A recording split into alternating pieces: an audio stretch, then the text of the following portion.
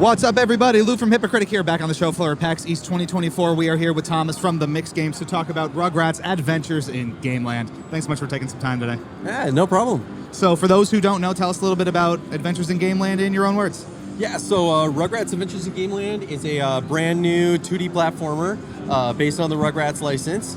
It's being developed both as an HD modern game and an 8-bit retro game at the same time. So there's a live toggle in-game where you can swap between modern hand-drawn graphics or sort of classic 8-bit style graphics. That, I think, is one of the really main hooks, in addition to just being, a new Rugrats game like this. As well, yeah. But a very unique approach in terms of presentation and technical work under the hood. Can you tell us a little bit more about exactly how that works, where the idea came from to develop it from both a very retro perspective and a more modern design feel? Yeah, so the game actually was developed ground up to be an NES game, to run on 8-bit NES hardware. And we actually finished development on the 8-bit game first before we started working on HD. So the gameplay is one-to-one the same in both the HD and NES versions. So the game's going to be released on all platforms as well as NES. We're doing an NES cartridge with limited run games, which is really cool to see, especially with like a classic IP like this.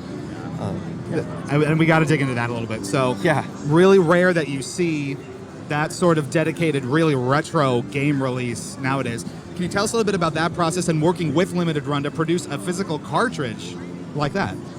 Yeah, so we at the Mixed Games, we did one other game, Jay and Silent Bob Mall Brawl, that was developed as an 8-bit game from the ground up as well. So after that, we just thought it did quite well, and we thought, hey, we're onto something here. We should be making 8-bit games based on like classic retro properties that could use something like this, and Rugrats was really something that needed that. That's fantastic. Going back to the sort of dual art style approach, technically from your perspective, were there any sort of unique challenges or hurdles you didn't expect in terms of that implementation and getting both styles to kind of work seamlessly side by side with the same base underneath? Yeah, it was a really interesting thing to do, actually, especially since it was developed as an NES game from the get-go. But like under the hood, you're running the same code, whether it's in HD or in 8-bit mode. So basically the main difference behind it and the big challenge was getting the HD game to be able to interface with a modern interface and output modern graphics on modern consoles. But I think we were able to get that working pretty seamlessly, and it's really nice looking. Yeah, like I said, it's a really unique approach, and it looks fantastic in motion, being able to swap between the two.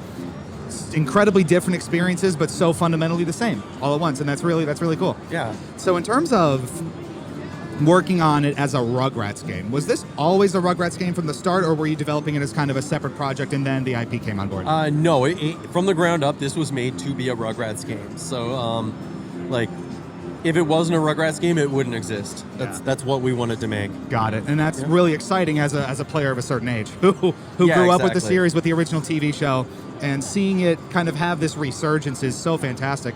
Can you tell us a little bit about working with Paramount to make sure the IP, you respect the history of it and everything's okay from a licensing perspective? Yeah, so one thing that's cool is our team is all millennial aged. We grew up with Rugrats. Working with Paramount Nickelodeon was really cool because they did give us a lot of creative control, and I think for one, we didn't want to do anything that was going to disrespect the franchise because we're approaching this as fans. We're just a small indie team, but having access to sort of that Nickelodeon series Bible, knowing exactly how the character designs, seeing it in writing, how they are meant to be, having them review the character designs to make sure that they match their standards and everything. That was the most important part of it. And that's, again, it's so exciting just to see people on that development team with love for the IP who have experience with it, then producing something that's out there in the world with it under that banner. It's awesome. Now, it's been at a few trade shows, as we talked about before we started rolling. How valuable and how interesting was it to start getting the game in front of players for the first time, sourcing feedback from them? Did that influence the development process at all? What was that experience like for you? Yeah, I definitely think it did. It's been great just seeing people's feedback. I want to say people have been pretty much universally positive. And I think it's just because that generation that grew up watching Rugrats grew up playing these style of games as well. And as someone on the team that was a fan of the show and a fan of these kind of games, we're making the kind of game that we would want to play ourselves. And seeing that other people are on board with that, a lot of it solidified a lot of decisions we made. We may have made some tweaks here and there, just to make things even better. But it's been really cool seeing feedback overall.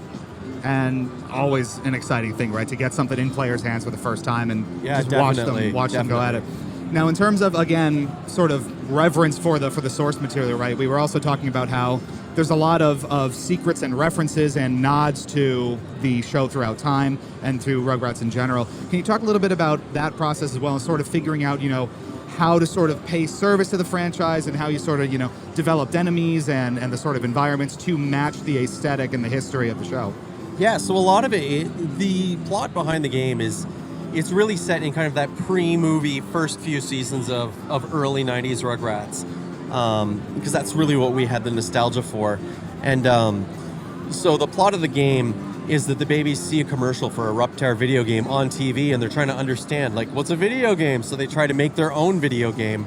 And they're sort of taking different environments around the house, like the sandbox in the backyard, or like maybe the fridge in the kitchen, and imagining what those could be. So the sandbox is a desert, and the fridge is an ice cream factory, and we're taking things from different episodes. Like, say, that fridge, there was an Ice Cream Mountain episode where they think the mini golf course is Ice Cream Mountain. So a lot of the visuals are inspired by that episode in that mini golf course.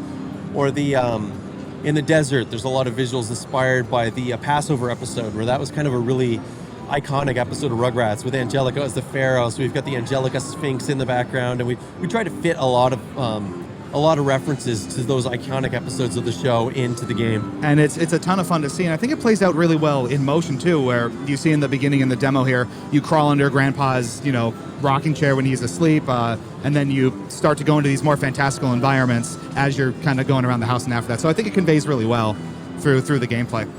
So last question then, you're right on the brink of release. When can we expect to play Rugrats Adventures in Gameland, and on what platforms again? So it's going to be on PlayStation, Xbox, Switch, Steam, and NES. The pre-orders are live right now until April 26th on Limited Run Games. And the release date is going to be later this spring. If you follow either the Mixed Games or Limited Run on social media, once the release date's announced, you'll be figured Awesome. out. Yeah. And does the NES cartridge come out day and date with all the other versions, or will there be a separate release for that? It's going to be coming out. It should be shipping around the same time as the other versions through the pre-orders. Awesome, fantastic. Well, Thomas, thank you so much. Really appreciate the time. And keep it here to Hypocritic GG for more from PAX East all weekend long.